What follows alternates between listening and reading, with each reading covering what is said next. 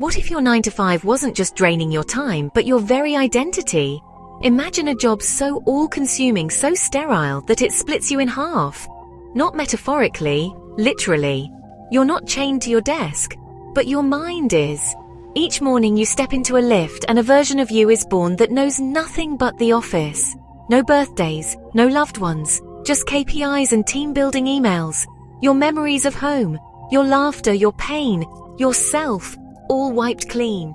At 5 o'clock you leave and that office self vanishes. The person who emerges has no memory of their workday, no idea what they even do all day. This isn't sci-fi, this is Severance, a show that turns the daily grind into a psychological horror story.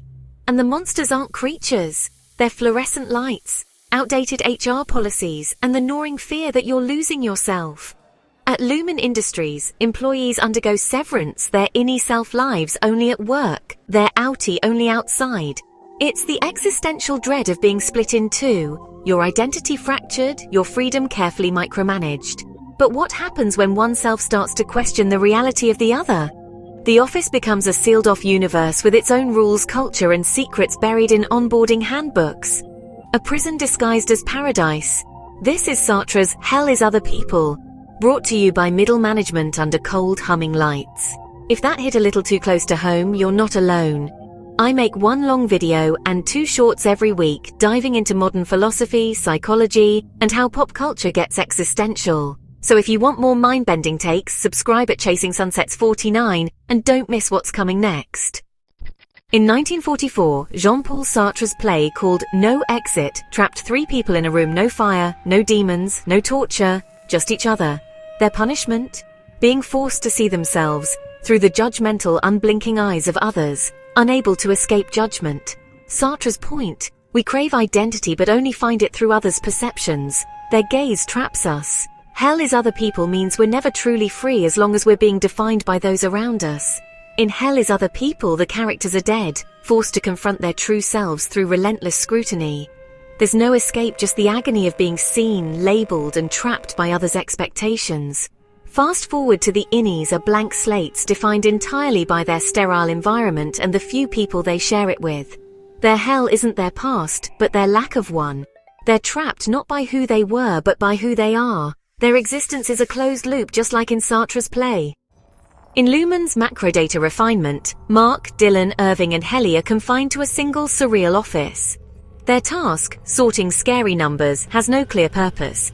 Their world is just this room and each other. Like Hell is Other People, their relationships are intense, their only source of conflict and validation.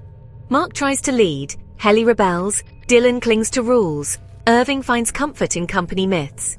Each is shaped and tormented by the others, their sense of self built entirely on these interactions. Their hell is a void.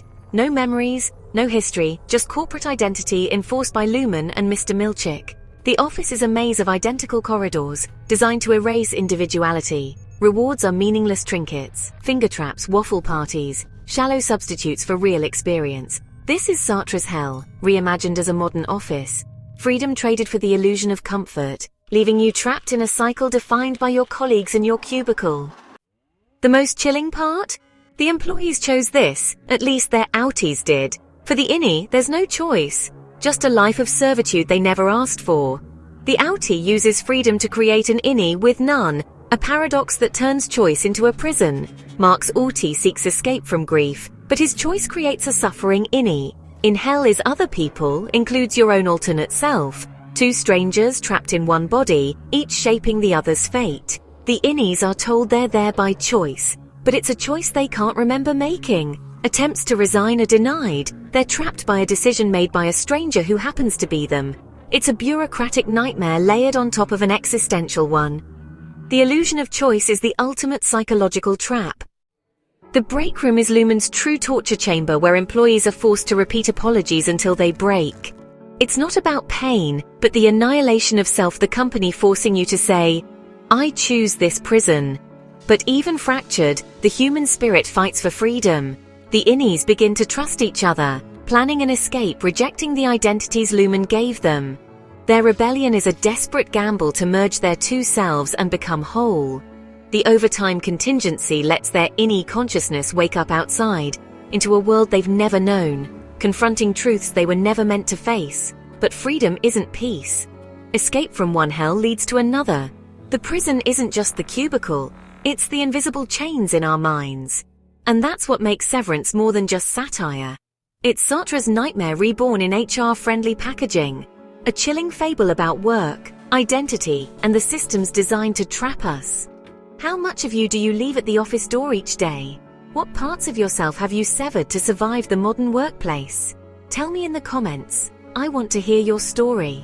And if this hit a nerve, it means we're asking the right questions.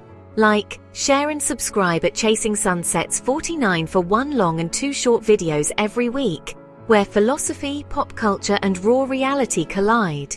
You don't want to miss what's coming next.